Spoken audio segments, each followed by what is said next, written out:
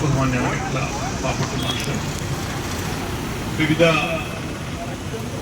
സാംസ്കാരിക, അധ്യാപക, സാമൂഹ്യ സംഘടനകളെ പ്രതിനിധീകരിച്ചുകൊണ്ട് സമരത്തെ അഭിവാദ്യം ചെയ്യാൻ ചേർന്നിട്ടുള്ള ബഹുമാന്യരായിട്ടുള്ള സുഹൃത്തുക്കൾ, മലയാള ഐക്യവേദിയുടെയും ഐക്യ മലയാള പ്രസ്ഥാനത്തിന്റെയും അതോടൊപ്പം തന്നെ ഒരു സംയുക്ത സമരസമിതിയുടെയും ഭാഗമായിട്ട് ഇവിടെ എത്തിയിട്ടുള്ള മറ്റ് ബഹുമാന്യരെ, പ്രിയപ്പെട്ടവർ, തിരുവനന്തപുരത്ത് എൻട്രൻസ് കമ്മീഷണറേറ്റിന്റെ മുന്നിൽ ഐക്യ മലയാള പ്രസ്ഥാനത്തിന്റെ നേതൃത്വത്തിൽ രൂപീകരിച്ച ഒരു സംയുക്ത സമരസമിതി കഴിഞ്ഞ ആഴ്ച നടത്തിയിട്ടുള്ള സമരത്തിൽ 60-ലധികം ആളുകളാണ് കേരളത്തിന് അങ്ങോളം ഇങ്ങോളം ദീർഘയാത്ര ചെയ്ത് വന്ന് പങ്കെടുത്തത് എന്നുള്ളത് വളരെ പ്രധാനമായിട്ടൊരു സംഭവമായിട്ടാണ് ഞാൻ കാണുന്നത്. നേരത്തെ സതീഷ് മാഷ് പറഞ്ഞതുപോലെ അതിനകത്ത് കീം പരീക്ഷയുടെ ഈ നോർമലൈസേഷന്റെ രക്തസാക്ഷികളാകേണ്ടി വന്ന പൊതുവിദ്യാഭ്യാസത്തിലെ കുഞ്ഞുങ്ങൾ കണ്ണീരോടെ പങ്കെടുക്കുകയും അവർ മാധ്യമങ്ങൾക്ക് മുന്നിൽ അവരുടെ ജീവിത പ്രയാസങ്ങൾ, വലിയ സാമ്പത്തിക ബാധ്യത എടുത്ത് തലയിലേക്ക് വെക്കേണ്ടി വന്നതടക്കമുള്ള കാര്യങ്ങൾ പറയുകയും ചെയ്തു.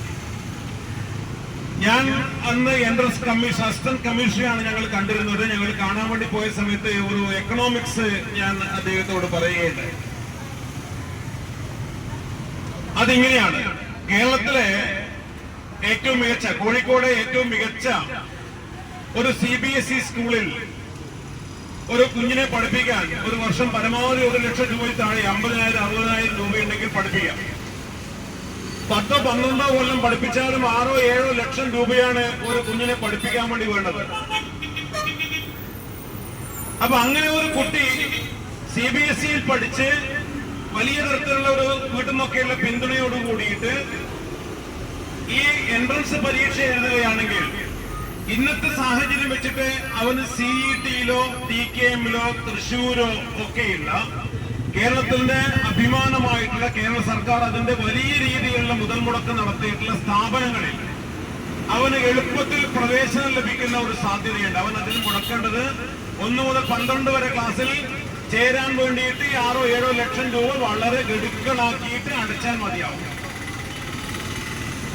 എന്നാൽ ഞങ്ങൾ സമരത്തിൽ പങ്കെടുത്ത 12 വർഷം പൊതുവിദ്യാലയത്തിൽ പഠിച്ച ഒരു കുട്ടി ഈ നോർമലൈസേഷന്റെ ഭാഗമായിട്ട് 10,000-നും പിറകിലോട്ടേക്ക് പോയിട്ടുള്ള ഒരു കുട്ടിക്ക് അവൻ ഇതേ സ്റ്റാൻഡേർഡിലുള്ള ഒരു സ്വകാര്യ എഞ്ചിനീയറിംഗ് കോളേജിൽ, ഉദാഹരണമായിട്ട് ഞാൻ മറ്റെന്തൊക്കെ മാറ്റി നിർത്തി അമൃത കോളേജിനെ പറയാം, അമൃതയിൽ ചേരണമെങ്കിൽ 4 വർഷം കൊണ്ട് വേണ്ടത് 15 ലക്ഷം രൂപയാണ്. സാമ്പത്തികമായിട്ട് യഥാർത്ഥത്തിൽ ഇവിടെ നമ്മുടെ ഇത് ചെയ്തിരിക്കുന്നത് എന്തിനു വേണ്ടിയാണ്? ഇത് അറിയാത്ത ആളുകൾ ചെയ്തതല്ല, ഇത് എക്കണോമിക്സ് അറിയാത്ത ആളുകൾ ചെയ്തതല്ല. നമുക്കറിയാം, തിരുവനന്തപുരത്ത് ഇരിക്കുന്ന ഏറ്റവും വലിയ ഉദ്യോഗസ്ഥർ, വിദ്യാഭ്യാസ വകുപ്പിലെ ഉദ്യോഗസ്ഥർ, സെക്രട്ടേറിയറ്റ് ഉദ്യോഗസ്ഥർ, അവരുടെ മക്കളൊക്കെ പഠിക്കുന്ന എവിടെയായിരിക്കും? സ്വാഭാവികമായിട്ടും വലിയ ഏറ്റവും പ്രശസ്തമായിട്ടുള്ള CBSE സ്കൂളുകളിലായിരിക്കും, അല്ലെങ്കിൽ ICSE സ്കൂളുകളിലായിരിക്കും. സംശയം വേണ്ട കാര്യമില്ല. അതായത് നമ്മുടെ വിദ്യാഭ്യാസത്തിന്റെ ഡയറക്ടർ ജനറൽ ഓഫ് എഡ്യൂക്കേഷൻ തന്നെ പരസ്യമായി പ്രഖ്യാപിച്ചിട്ടുണ്ട്, എന്റെ മക്കളെ CBSE സ്കൂളിൽ ചേർത്തുകൊണ്ട് അവർ രക്ഷപ്പെട്ടു എന്ന്. തൊട്ട് മുമ്പേ കേരളത്തിൽ A+ വാങ്ങിക്കുന്ന കുട്ടികൾക്ക് നേരാമണ്ണം എഴുതാൻ അറിയില്ല എന്ന് പറഞ്ഞിട്ട് കേരള വിദ്യാഭ്യാസത്തെ അപഹസിച്ച മാന്യദേഹമാണ് ഇപ്പോഴും നമ്മുടെ ആ കസേരയിൽ ഇരിക്കുന്നത് എന്ന് നമ്മൾ ആലോചിച്ചവർ. ഈ ഏറ്റവും മോന്തായിട്ടിരിക്കുന്ന ആളുകൾ ഇവിടെ നടക്കുന്നതെല്ലാം അങ്ങേറ്റം ബാലിശമായിട്ടുള്ള കാര്യങ്ങളാണ് എന്ന് വിചാരിക്കുന്ന ആളായിരിക്കുമ്പോ എങ്ങനെയാണ് ഇത് നന്നാവുക എന്ന് നമ്മൾ ആലോചിക്കുന്നത്? കേരളത്തിൽ എനിക്ക് തോന്നുന്നത് നമ്മുടെ മന്ത്രിസഭയിലെ വിരലിലുണ്ടാവുന്ന ആളുകളാണ് പൊതുവിദ്യാലയത്തിൽ മക്കളെ പഠിപ്പിക്കുന്നുണ്ടാവുക.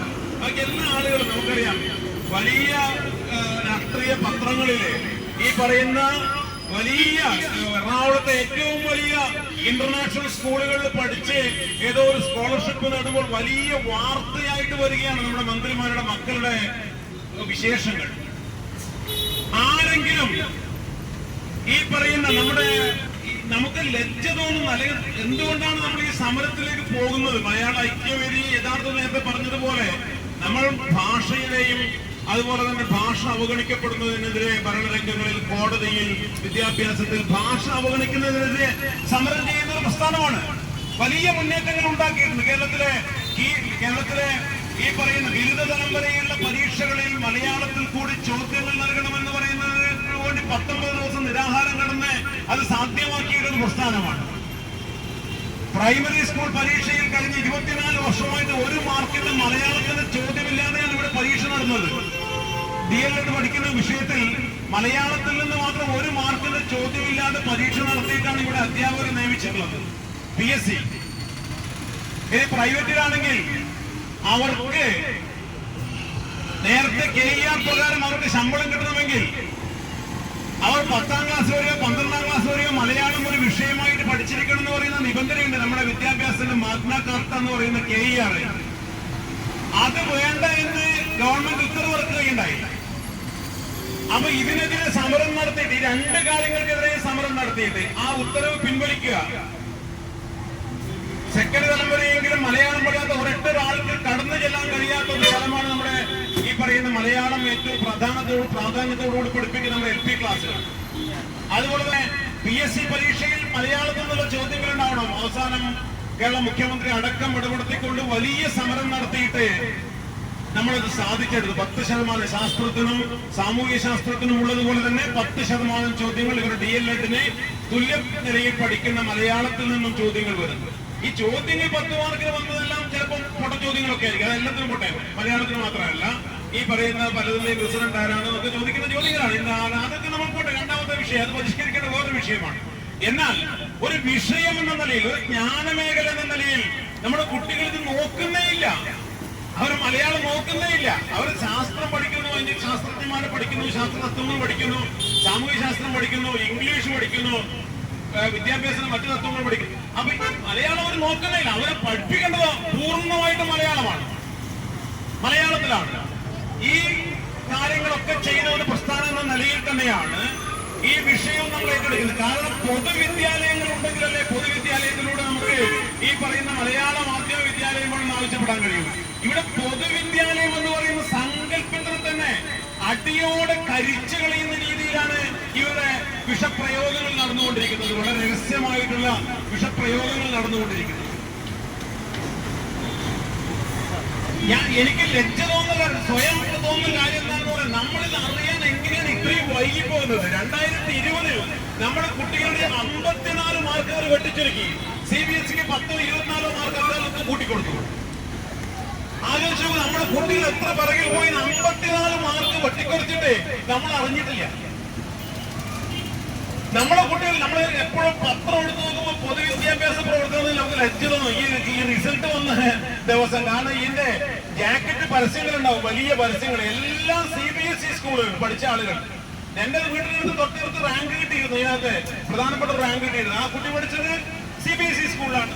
എന്തുകൊണ്ടാണ് ഇപ്പൊ ഇവർക്ക് മാത്രം കിട്ടുന്നത്, നമ്മുടെ കുട്ടികൾക്ക് കിട്ടുന്നില്ലല്ലോ എന്ന് പറയുന്ന ഒരു സങ്കടം യഥാർത്ഥത്തിൽ നമുക്ക് ഒരു പൊതുവിദ്യാഭ്യാസ പ്രവർത്തകൻ എന്ന നിലയിൽ എക്കാലത്ത് നിലനിൽക്കും.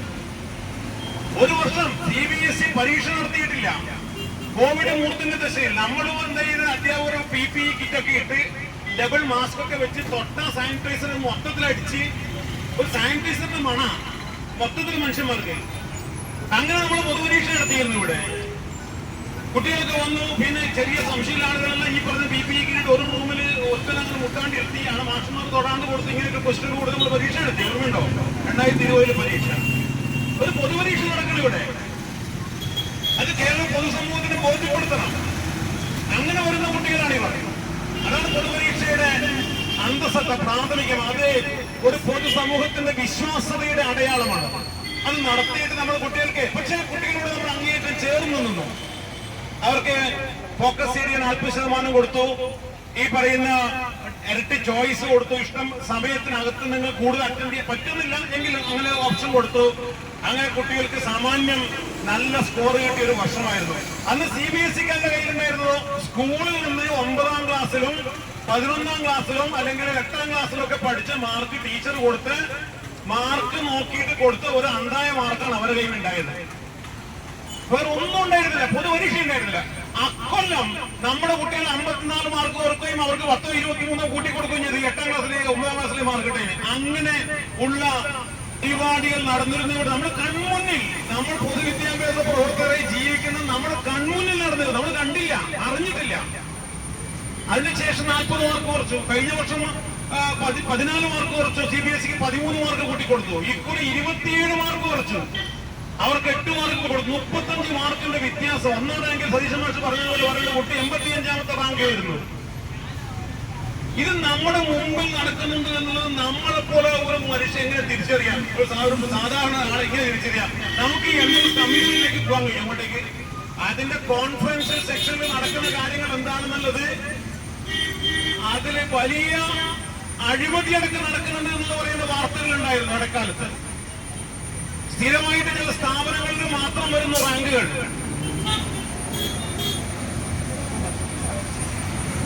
പണമുണ്ടെങ്കിൽ ഏത് റാങ്കിലേക്കും വരാതിന് അവസ്ഥ പോലും കേരളത്തിലെ എൻട്രൻസിന്റെ ഇതിന്റെ അകത്തളങ്ങളിൽ നടക്കുന്നു എന്ന് പറയുന്ന വാർത്തകളുണ്ട്. അതിനെക്കുറിച്ച് നമ്മൾ ഇതിനോട് ചേർത്ത് പറയേണ്ട കാര്യമല്ലാത്തതുകൊണ്ടാണ് ഇപ്പോൾ അന്വേഷിക്കാത്തത്.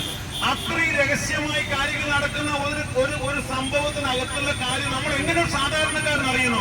അത് അറിയാമായിരുന്നു. ഞാൻ എപ്പോഴും വിചാരിക്കും അത് പരിഷത്തിന് അറിയുമായിരുന്നു, അല്ലെങ്കിൽ അത് അറിയണമായിരുന്നു. പരിഷത്ത് നേരത്തെ അറിയണമായിരുന്നു. KSD നേരത്തെ അറിയണമായിരുന്നു.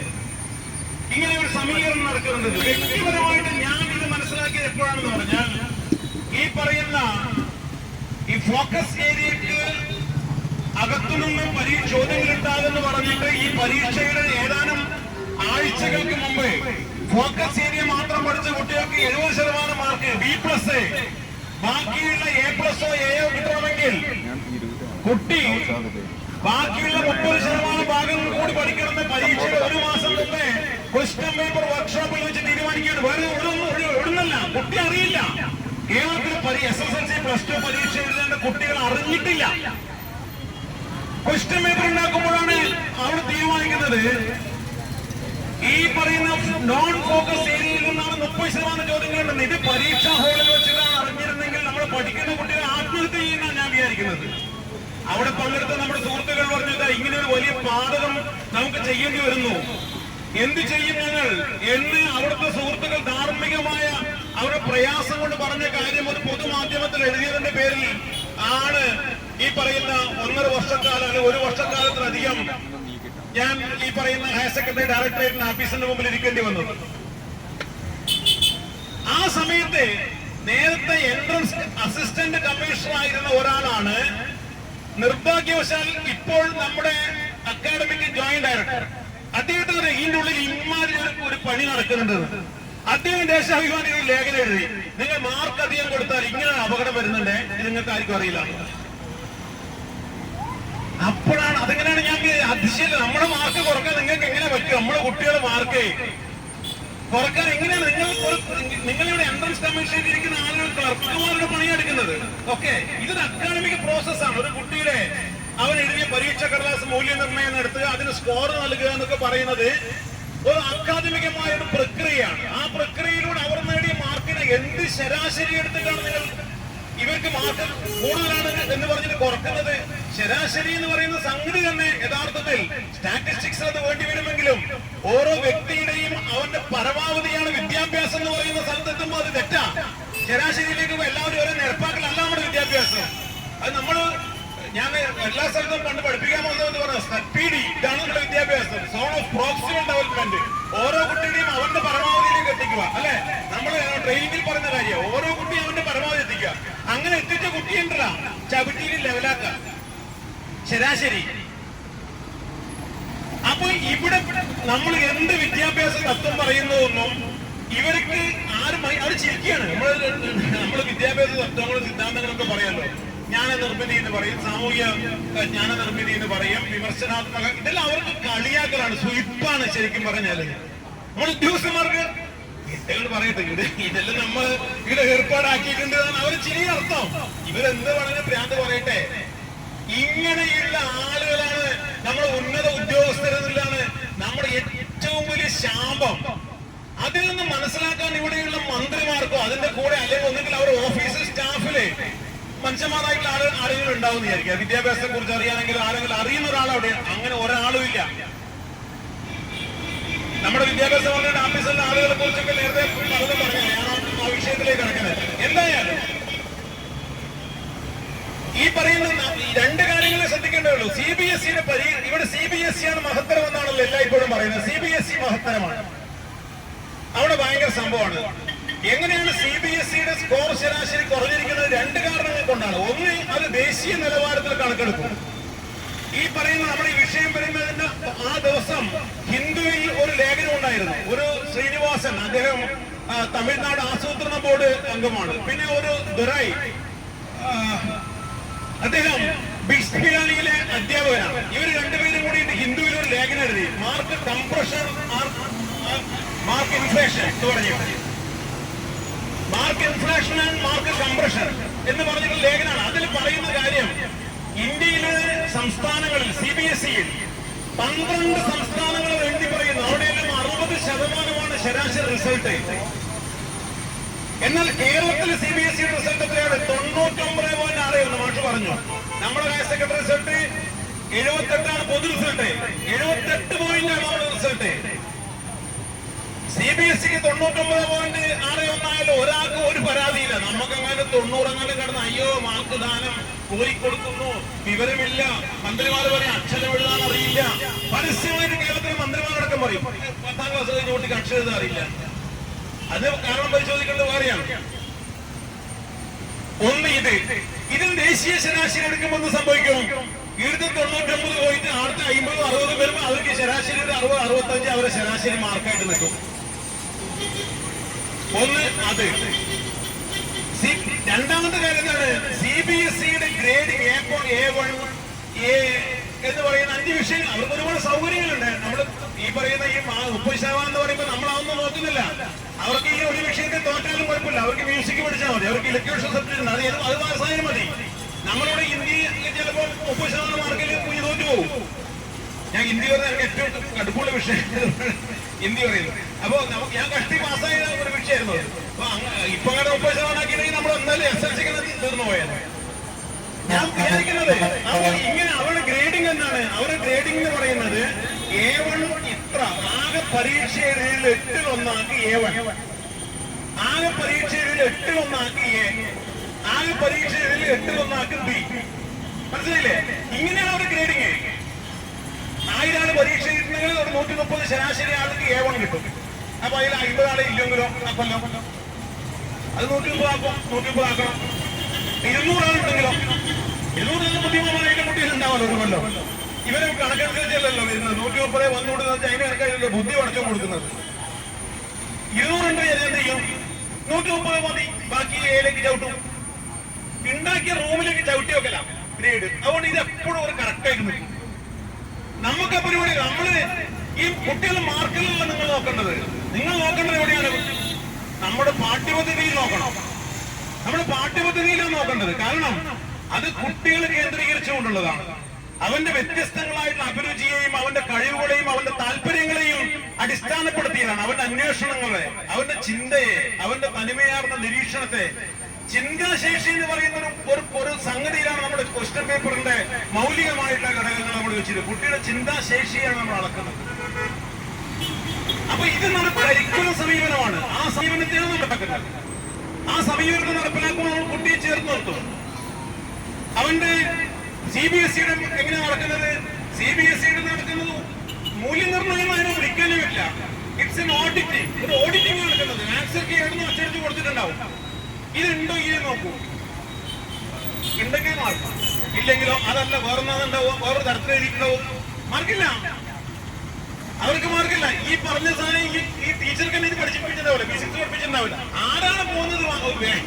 ഇതിനകത്ത് പറയുന്ന കാര്യം എന്താണ്? മാർക്ക് ഉറപ്പിക്കാൻ അദ്ദേഹം പറയുന്ന ഈ ലേഖനത്തിൽ പറയുന്ന കാര്യം എന്താണ്? ഒന്ന്, സുതാര്യത. പരീക്ഷയുടെ ഘട്ടങ്ങൾ സുതാര്യമായിരിക്കണം. പരീക്ഷയുടെ പ്രക്രിയകൾ സുതാര്യമായി, മൂല്യനിർണ്ണയത്തിന്റെ പ്രക്രിയകൾ സുതാര്യമായിരിക്കണം. CBSE-യുടെ ചോദ്യങ്ങൾ നിർമ്മിക്കപ്പെടുന്നത് എവിടെയാണ്?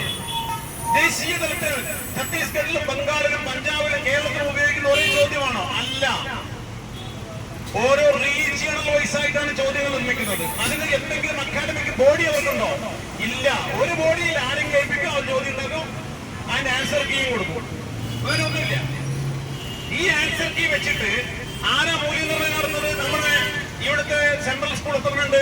ആകെ 24 സെൻട്രൽ സ്കൂളുണ്ട് കേരളത്തിൽ. നവോദയ സ്കൂൾ എത്രണ്ട്? 14 എണ്ണുണ്ട്. കിട്ടേം കന്യാകുമാരി പണിക്ക് പോകും, ഇത് ആരും പോയില്ല. പോലാരാണ്? നമ്മുടെ കുറെ നാടൻ CBSE സ്കൂളുണ്ട്. എന്റെ നാട്ടിലൊക്കെ ചിന്മയ, IS, ഇങ്ങനെ പറഞ്ഞ കുറെ സംഗതികളുണ്ട്. അവരാണ് കാര്യം മൂല്യനിർണ്ണയത്തിന് പോകുന്നത്. അവരിത് പഠിപ്പിച്ചിട്ടുണ്ടാവുന്ന നേരമാണ്. അവർ ഫിസിക്സിൽ ബിരുദമൊക്കെ ഉണ്ടാവും. അപ്പൊ അവരെങ്ങനെ ഉത്തരം കണ്ടുപിടിക്കുന്നത്? എഴുതിക്കൊണ്ട് അവർ നോക്കുന്നത് ഓഡിറ്റിംഗ് ആണത്.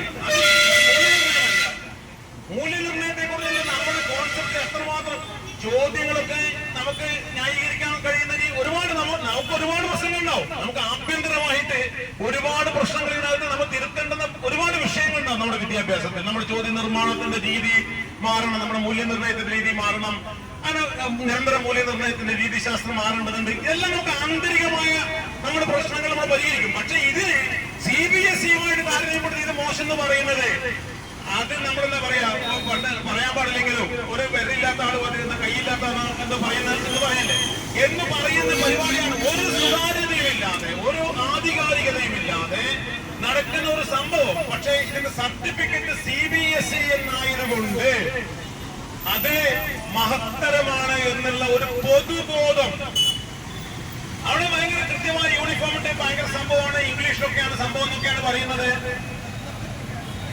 അപ്പൊ ഇങ്ങനെയാണ് യഥാർത്ഥത്തിൽ ഈ CBSE മഹത്തരമാണെന്ന് പറയുന്ന ഒരു പാടിൽ നമുക്ക് ചേരേണ്ടി വരും. നമ്മൾ ഉയർത്തുന്ന 3 മുദ്രാവാക്യമുള്ളൂ. എല്ലാ സമീകരണങ്ങളും ഒഴിവാക്കുക. കേരളത്തിലെ എഞ്ചിനീയറിംഗ് കോളേജിലേക്ക് ഒരു സമീകരണത്തിന്റെയും ആവശ്യമില്ല പ്രവേശനത്തിന്. കേരള സിലബസിൽ പഠിച്ച കുട്ടികളുടെ തങ്കപ്പെട്ട മാർക്കുകളുണ്ട്. ഞാനത് തങ്കപ്പെട്ടതെന്ന് വിചാരിക്കും. കാരണം അത് ഇരട്ട മൂല്യം SCERT ആണ് ക്വസ്റ്റ്യൻ ഉണ്ടാക്കുന്നത്. ഇരട്ട മൂല്യനിർണ്ണയം എന്ന് പറയുന്ന ഒരു പ്രക്രിയയിലൂടെ കടന്നു വന്ന എന്താ ഇരട്ട മൂല്യനിർണ്ണയം? ഒരാൾ പേപ്പർ നോക്കി, അത് ഫാൾസ് നമ്പർ ഇട്ട പേപ്പറാണ് നോക്കുന്നത്. ആ മാർക്കിട്ട് വേറെ ഏതോ ഒരു ബാച്ചിലെ വേറെ ഏതോ ഒരു ദിവസം ഈ രണ്ടാമത് കൊടുത്തു, അയാൾ മാർക്കിട്ട് എവിടെയാണ് ഇതിനകത്ത് ഒരു കുത്തും കോമ പോലും ഉണ്ടാവില്ല, നോക്കിയാലോ അറിയില്ല. രണ്ടാമത് എൻട്രി ചെയ്യുമ്പോഴോ 10% കൂടുതൽ 60 മാർക്കിന്റെ ചോദ്യമാണെങ്കിൽ 6 മാർക്കിൽ കൂടിയാൽ ഈ വ്യത്യാസം അത് കമ്പ്യൂട്ടറിൽ എറർ കാണിക്കും. അപ്പൊ അതെല്ലാം വീണ്ടും മൂന്നാമത്തെ വാല്യുവേഷൻ. അപ്പോ 60-ല് ഒരാൾ 54 ഇട്ടു, ഒരാള് 40 ഇട്ടു, വ്യത്യാസം കൂടി. മറ്റേ കുട്ടി കിട്ടുന്നത് എത്രയാണ്? 56 ഇട്ടു മൂന്നാമത്തെ ആള്. അപ്പൊ 54, 56. ഏറ്റവും കൂടിയ രണ്ടിന്റെ ശരാശരി 55 മാർക്ക് കുട്ടിക്ക് ഒരുപാട്. ഇതല്ലേ ശരി? 1, 2, 3 മൂല്യനിർണ്ണയം നടന്നിട്ട് വരുന്ന സ്കോറുമായിട്ടാണ് നമ്മുടെ കുഞ്ഞുങ്ങൾ വരുന്നത്. അത് ഇവർക്ക് വിശ്വാസമില്ല. അത് വെള്ളം ചേർത്ത അതിൽ 27 പഠിക്കണം, 54 പഠിക്കണം എന്നിങ്ങനെ കണക്കുണ്ടാക്കുക. എന്താ കണക്ക്? ദേശീയ ശരാശരി എടുത്ത് CBSE സ്കെയിൽ കുറച്ച് കാണിക്കുക. ഈ പറയുന്ന ഈ കമ്പാർട്ട്മെന്റ് ഉള്ളതുകൊണ്ട് അവർ സ്വാഭാവികമായിട്ട് കുറഞ്ഞു കാണും. അവർക്ക് ഇത്ര കൊടുക്കാൻ പറ്റും. ഇങ്ങനെ CBSE-യുടെ ശരാശരി കുറച്ച് വെച്ചുകൊണ്ട് നമ്മുടെ ശരാശരി കൂടുതലാണ് എന്ന് പറയുന്ന വാദമത്. ശരാശരി കൂടുതലാണെങ്കിൽ അത് നമ്മൾ നേടിയിട്ടുള്ള നമ്മുടെ അഭിമാനമാണത്. 98% നമുക്ക് മാർക്കിട്ട് നമ്മുടെ അഭിമാനമാണ്. ആണ് നമ്മൾ കുട്ടികൾ പഠിച്ചിട്ട് നേടുന്നത്. മനസ്സിലായില്ലേ? അക്ഷരങ്ങളുടെ കാര്യം വേറെ ചോദിക്കേണ്ട ചോദ്യം. അതിന് മലയാളം പഠിപ്പിക്കുന്നതെന്ന് ചോദിക്കേണ്ട പോലെ അത് ചോദ്യം പോലെയാണ്. അവന് അറിവുണ്ടോ? ആ ചോദ്യത്തിൽ അവന് അറിവുണ്ടോ? നിങ്ങൾ CBSE-യുടെ ചോദ്യം കൊണ്ട് ഇവിടെ പരീക്ഷ എടുത്ത് എന്ത് പ്രശ്നമില്ല. CBSE-യുടെ ചോദ്യം വലിയ മഹത്തരമായ ചോദ്യമാണ്. ഒരു ചോദ്യമല്ല. ഇത് ഈ പറയുന്ന കാണാപ്പാടം, ട്യൂഷൻ അവരുണ്ടാക്കി കൊടുക്കുന്ന ചോദ്യങ്ങൾ തന്നെ അവിടെ വരുന്നത്. അതേപോലെ വന്നാൽ അവർക്ക് ഉത്തരം എഴുതാൻ പറ്റും. നമ്മുടെ ഒരു ചോദ്യം അവർക്ക് ഉത്തരം എഴുതാൻ പറ്റുമോ? നമ്മൾ എന്തെങ്കിലും ഒരു ചിന്താ പ്രക്രിയയുള്ള ഒരു ചോദ്യം വന്നാൽ അവർക്ക് ഉത്തരം എഴുതാൻ പറ്റുമോ? ഒരു കുന്തവും പറ്റൂല അവർക്ക്. അപ്പൊ ഇങ്ങനെ ബാലിശമായ വാദങ്ങൾ ഉയർത്തിക്കാട്ടിയിട്ടാണ് ഈ പറയുന്ന നമ്മൾ ഉണ്ടാക്കിയെടുത്തത്. വെറുതെ ഉണ്ടായി വന്നതല്ല. നമ്മുടെ കുട്ടികൃഷ്ണ മാഷ ലേഖനത്തിൽ പറയുന്ന, അദ്ദേഹം ശാസ്ത്രത്തിന്റെ വലിയ ആളാണ്. അദ്ദേഹം പറയുന്ന ഒരു കാര്യമുണ്ട്. കേരള സിലബസിൽ പഠിച്ച കുട്ടികൾ ഇതിൽ പിറകോട്ട് പോകുന്നു എന്ന് മനസ്സിലാക്കിയപ്പോഴാണ് ഹയർ സെക്കൻഡറി മാർക്കുകൾ കൂടി പരിഗണിച്ച് അവരെ മുൻപിൽ കൊണ്ടുവരാനുള്ള ഒരു തീരുമാനം ഉണ്ടായത് എന്ന് അദ്ദേഹം പറഞ്ഞു. അദ്ദേഹം ഇവിടുന്ന് മനസ്സിലാക്കിയത് എനിക്കറിയില്ല. ഞങ്ങൾ കരിക്കുലത്തിൽ പ്രവർത്തിക്കുമ്പോൾ ഉള്ളിൽ സമരം ചെയ്തുണ്ടാക്കിയാണ്. കാരണം എൻട്രൻസ് എന്ന് പറയുന്നത് കടമ്പയിൽ തട്ടി നമ്മുടെ പാഠ്യപദ്ധതി പരിഷ്കരണമാണ്. വണ്ടി അടിച്ചുകൊണ്ട് നിൽക്കുന്നത്, മുമ്പോട്ട് പോകുന്നില്ല. 10ാം ക്ലാസ് കഴിഞ്ഞു വന്നു, നമ്മൾ നടപ്പിലാക്കി. പുതിയ പരീക്ഷ എഴുതി 2005-ൽ. 2006-ല് ഈ വണ്ടി ഹയർ സെക്കൻഡറിക്ക് കൊണ്ട് പോകുന്നില്ല. എന്താ കാരണം? ഒരു വണ്ടി തട്ടി, ഒരു വലിയ കുട്ടയിൽ, നമ്മൾ നാട്ടിൽ പറയില്ല, കുട്ടയിൽ തട്ടി നിൽക്കുക. എന്താ കുട്ട? എൻട്രൻസ്. കാരണം കുട്ടികൾക്കെല്ലാം വേണ്ടത് എൻട്രൻസ് ആണ്, എൻട്രൻസ് കോച്ചിങ് ആണ്. അതിന് ഒറ്റവാക്കിലുള്ള ജോലി ഉത്തരവാ വേണ്ടത്. പിന്നെ ഇവിടെ നമ്മൾ ജ്ഞാനനിർമ്മിതിയും അന്വേഷണവും മറ്റ് പറഞ്ഞിട്ട് കാര്യമുണ്ടോ? ശാസ്ത്രമുറിയിലേക്ക് കടക്കുന്നില്ല. അപ്പോഴാണ് ഒരു വാദമുണ്ടായത്, എന്റെ ക്ലാസ് മുറിയിലെ കുട്ടിയുടെ ഈ പഠന പ്രക്രിയയിലൂടെ നേടുന്ന സ്കോറ് പരിഗണിക്കപ്പെടണം. വലിയ ആശയസമരമായിരുന്നു. അങ്ങനെയാണ് RVG മേനോൻ കമ്മിറ്റിയെ വെക്കുന്നത്. CR സോമനും RVG മേനോനും അടങ്ങുന്ന കമ്മിറ്റി ഒന്ന് മെഡിക്കൽ രംഗം പഠിച്ചു, RVG മേനോൻ എഞ്ചിനീയറിംഗ് രംഗം പഠിച്ചു. 50% മാർക്ക് മെഡിക്കൽ എഞ്ചിനീയറിംഗ് എൻട്രൻസിന് ക്ലാസ് മുറിയിലെ സ്കോർ പരിഗണിക്കണം എന്ന് പറയുന്ന വാദമുണ്ടാവുന്നു, നിർദ്ദേശമുണ്ടാവുന്നു. എഞ്ചിനീയറിംഗിനും അതെ, മെഡിക്കലിനും അതെ. പക്ഷേ മെഡിക്കലിന് തൊടാൻ സർക്കാരിനെ പേടിയാണ്. സർക്കാരിനെ അട്ടിമറിക്കും. സർക്കാരിന്റെ ബാക്കി ചെയ്യാൻ പറ്റും. സർക്കാരിനെ തന്നെ അട്ടിമറിക്കുന്ന ശക്തികളാണ് ഈ മെഡിക്കൽ വിദ്യാഭ്യാസം നടത്തുന്നത്. അങ്ങനെ എഞ്ചിനീയറിംഗിനാവാം, അങ്ങനെയാണ് വന്നത്. അല്ലാണ്ട് കേരളത്തെ കുട്ടികൾ പറയാൻ പോകുന്നതല്ല. അത് കഴിഞ്ഞിട്ട് കൊല്ലം കഴിയുമ്പോഴാണ് സമീകരണം വരുന്നത്. CBSE-ക്കാർ പുറകോട്ട് പോകുമെന്ന് അറിയുമ്പോഴാണ് സമീകരണം വരുന്നത് യഥാർത്ഥത്തിൽ. അപ്പൊ സമീകരിച്ചപ്പോ കറക്റ്റായി. CBSE-ക്കാർ മുമ്പിൽ വന്നു, നമ്മുടെ കുട്ടികൾ താഴോട്ട് പോകാൻ തുടങ്ങി. ഇങ്ങനെ നമ്മൾ ഉയർത്തുന്ന മുദ്രാവാക്യം ഒന്നേ, ഞാൻ ചുരുക്കുന്നു. ഒന്ന്, ഒരു തരത്തിലുള്ള സമീകരണം വേണ്ട. എന്തുകൊണ്ട്? രണ്ടുപേരും പഠിക്കുന്നത് NCERT-യുടെ പുസ്തകങ്ങളാണ്. ഒരേ പുസ്തകങ്ങളാണ് രണ്ടുപേരും പഠിക്കുന്നത്. രണ്ട് ബോർഡുകളിൽ നമ്മൾ പരീക്ഷ നടത്തുന്നെങ്കിൽ കൂടുതൽ കൃത്യതയും കൂടുതൽ സുതാര്യവും കൂടുതൽ കാര്യക്ഷമവുമായ പഠനവും പരീക്ഷയും മൂല്യനിർണ്ണയവും നടക്കുന്നത് കേരള സിലബസിലാണ്. സംശയം വേണ്ട കാര്യമില്ല. ഞാൻ നേരത്തെ പറഞ്ഞതുപോലെ ഇരട്ടയല്ല, 3 മൂല്യനിർണ്ണയം നടന്നിട്ടാണ് നമ്മുടെ കുഞ്ഞുങ്ങൾ വരുന്നത്. അങ്ങനെയാണ് ഈ മാർക്ക് കുറയ്ക്കേണ്ടതെങ്കിൽ നിങ്ങൾ കേരളത്തിലെ മുഴുവൻ ഹയർ സെക്കൻഡറി അധ്യാപകരും ചതിയന്മാരും വഞ്ചകരും വിശ്വസിക്കാൻ കൊള്ളാത്തവരെന്ന് പറഞ്ഞാൽ അവരെ പിരിച്ചുവിടാം. നിങ്ങൾ ആദ്യം ഈ ശാസ്ത്രത്തിന്റെ പേപ്പർ നോക്കിയവരെ പഠിപ്പിച്ചവരെ എല്ലാം വ്യാജ മാർക്കുകളാണ് കൊടുത്തിരിക്കുന്നത് കേരളത്തിൽ എന്ന് പരസ്യമായി സമ്മതിക്കുന്ന തുല്യമാണ് ഈ പറയുന്ന 90-98 മാർക്കിന്റെ കുട്ടികൾ 67 എന്ന് പറയുന്നത്. ഇത് വ്യാജമാണ് എന്ന് സർക്കാർ തന്നെ സമ്മതിക്കുകയാണ്. എത്രമാത്രം നാണക്കേടാണ് നമ്മൾ ആലോചിച്ചത്. നമ്മുടെ കൺമുമ്പിലാണ് ഇത് നടക്കുന്നത്. അതുകൊണ്ട് നമ്മുടെ ഡിമാൻഡ് വളരെ കൃത്യമാണ്. ഒരു സമീകരണത്തിന് കേരളത്തിൽ ആവശ്യമില്ല, കേരളത്തിലേക്ക് ആവശ്യമില്ല. 2, നമുക്ക് നമ്മുടെ കേരളത്തിലെ പൊതുവിദ്യാലയത്തിൽ പഠിച്ച കുട്ടികൾക്ക് ബോണസ് പോയിന്റുകൾ അനുവദിക്കണം. അത് നമ്മൾ മുന്നോട്ട് വെക്കുന്ന ഡിമാൻഡാണ്. എന്തുകൊണ്ട് പറ്റില്ല? ഇവിടെ ഈ വിദ്യാഭ്യാസം, ഈ പൊതുവിദ്യാഭ്യാസം എന്ന് പറയുന്ന സംഗതി ഇല്ലെങ്കിൽ അതിന്റെ വില മനസ്സിലാവില്ല. പൊതുവിദ്യാഭ്യാസം ഉണ്ടാവുമ്പോൾ നമുക്ക് ഇതിന്റെ വില അറിയില്ല. ഇപ്പൊ അപ്പുറത്തുള്ള സാധനം ഇല്ലോണ്ട് ഇപ്പോഴത്തെ ഫീസ് കൂടാത്തത്. ഇപ്പൊ എന്തുകൊണ്ട് നമുക്ക് 5000-10,000 ഫീസ് നിൽക്കുന്നത്? അപ്പുറത്ത് പൊതുവിദ്യാലയമുണ്ട്, ശക്തമായിട്ടുള്ള ഒരു വിദ്യാഭ്യാസ സമ്പ്രദായം അപ്പുറമുണ്ട്. ഇവര് ഫീസ് കൂട്ടിയാൽ മതി, അപ്പുറത്തേക്ക് പോയിക്കോളും. പ്ലസ് കൂടെ ഉണ്ട്, നല്ല അധ്യാപകരുണ്ട് അവിടെ. അത് പൂർണ്ണമായിട്ട് കേരളത്തിൽ തകർന്നു കഴിഞ്ഞാൽ ഈ നമുക്കറിയാം, കേരളത്തിന് പുറത്ത് ചെന്നൈയിലും ബാംഗ്ലൂരിലൊക്കെ പഠിപ്പിക്കുന്ന നമ്മുടെ തന്നെ ബന്ധുക്കളൊക്കെ പറയുന്നത് ഞങ്ങളുടെ ശമ്പളത്തിന്റെ 30% ടോട്ടൽ പൈസയും നീക്കി വെക്കുന്നത് മക്കളുടെ വിദ്യാഭ്യാസത്തിനാണ്. ഈ അവസ്ഥ കേരളത്തിലും ഉണ്ടാകും. പൊതുവിദ്യാഭ്യാസം ഇവിടെ നിലനിൽക്കണം. അതിനെ നമ്മൾ ഹയർ സെക്കൻഡറിയുടെ അഡ്മിഷൻ നടത്തുമ്പോ ഏകജാലക പ്രവേശനത്തിൽ 3 പോയിന്റ് വെയിറ്റേജ് ഉണ്ട്. SSLC സ്ട്രീം പഠിച്ച ആളുകൾക്ക്, സെയിം സ്കൂളിൽ പഠിച്ച ആൾക്ക് 2 പോയിന്റ് വെയിറ്റേജ് ഉണ്ട്. എന്തിനാ വെയിറ്റേജ് കൊടുത്തത്? വെയിറ്റേജ് കൊടുത്തത് ഇത് ഒറ്റ സ്ട്രീമിലുള്ളതാണ്. പൊതുവിദ്യാഭ്യാസം എന്ന് പറയുന്നത് പ്രധാനപ്പെട്ടതാണ്. ഇവിടെ ഇത്രയും സ്കൂളുകൾ ഉണ്ടായിട്ടും അത് കവച്ചു വെച്ച് അപ്പുറത്ത് പോയവരാണ് CBSE-ക്കാർ. യാതൊരു സംശയമില്ല. കുഞ്ഞുങ്ങളെ നമ്മൾ തെറ്റു പറയുന്നില്ല, അത് കുഞ്ഞുങ്ങളെ കുറ്റമല്ല. ഇവിടെ കൊടുക്കാൻ വേണ്ടി തീർച്ചയായിട്ടും ഈ പറയുന്ന എഞ്ചിനീയറിംഗ് കോളേജുകൾക്ക് നമ്മുടെ കുഞ്ഞുങ്ങൾക്ക് വെയിറ്റേജ് കൊടുക്കണമെന്നുള്ളതാണ് നമ്മുടെ 2ാമത്തെ ഡിമാൻഡ്. ഈ 2 ഡിമാൻഡും നമുക്ക് സാധിച്ചെടുക്കുക എന്ന് പറയുന്നതാണ് ഈ സമരത്തിന്റെ ഏറ്റവും പ്രധാനപ്പെട്ട കാര്യം. ഇത് നമ്മൾ കേരളത്തിലെ ശാസ്ത്രായുധ പരീക്ഷത്ത്, അതുപോലെ തന്നെ കേരളത്തിലെ അധ്യാപക പ്രസ്ഥാനം KSTA, അതുപോലെ കേരളത്തിലെ വിദ്യാർത്ഥി പ്രസ്ഥാനം, മറ്റ് FSTO സംഘടനകൾ, അതുപോലെ തന്നെ മറ്റ് എല്ലാ കക്ഷി രാഷ്ട്രീയത്തിനും അതീതമായി പൊതുവിദ്യാഭ്യാസത്തെ നെഞ്ചേറ്റുന്ന ആളുകൾ ഏറ്റവും അടിയന്തര പ്രാധാന്യത്തോടുകൂടി ഏറ്റെടുക്കേണ്ടുന്ന ഒരു മുദ്രാവാക്യമാണ് ഈ കീമിന്റെ ഇൻകംബന്റ് നോർമലൈസേഷൻ എന്ന് പറയുന്ന ഈ ചതി അവസാനിപ്പിക്കുക. നമ്മുടെ കുഞ്ഞുങ്ങൾ അറിഞ്ഞിട്ടില്ല. ഞാൻ പഠിച്ചതിന്റെ മാർക്ക് വിലയില്ലാത്തതായിട്ട് ഒരു മാർക്കാണ് എന്നുള്ളത് കുഞ്ഞുങ്ങൾ അറിഞ്ഞിട്ടില്ല. ആ തരത്തിൽ ഉള്ള ഒരു വലിയ ബഹുജന പ്രക്ഷോഭമായിട്ട് ഇത് മാറ്റാൻ ഇതിനകത്ത് പങ്കെടുക്കുന്ന അഭിവാദ്യങ്ങൾ അർപ്പിക്കുന്ന എല്ലാ സംഘടനകളും എല്ലാ പ്രവർത്തകരും ഏറ്റവും ആത്മാർത്ഥമായി ഈ വിഷയം മനസ്സിലാക്കുകയും അവർ ഉൾക്കൊള്ളുന്ന സംഘങ്ങളിൽ ഇത് കേരളത്തിലെ പൊതുവിദ്യാഭ്യാസം നമ്മുടെ കണ്ണിലെ കൃഷ്ണമണിയാണ്. അത് കേരളത്തിലെ നിലനിൽപ്പിന്റെ അടിസ്ഥാനമാണ്. ഇത് കേവലം ഒരു സർട്ടിഫിക്കറ്റ് കൊടുക്കുന്ന ഒരു പ്രക്രിയയല്ല എന്ന് ബോധ്യപ്പെടുത്തുകയും തിരുത്തുകയും ഈ സമരരംഗത്തേക്ക് അണിനിരത്തുകയും അടുത്ത വർഷമെങ്കിലും ഈ ചതി നമ്മുടെ കൺമുമ്പിൽ ഇല്ലാതാക്കാൻ കൂടെ ചേരുകയും വേണമെന്ന് മാത്രം അഭ്യർത്ഥിച്ചുകൊണ്ട് ഈ സമരത്തെ അഭിവാദ്യം ചെയ്തുകൊണ്ട് ഞാൻ അവസാനിപ്പിച്ചു.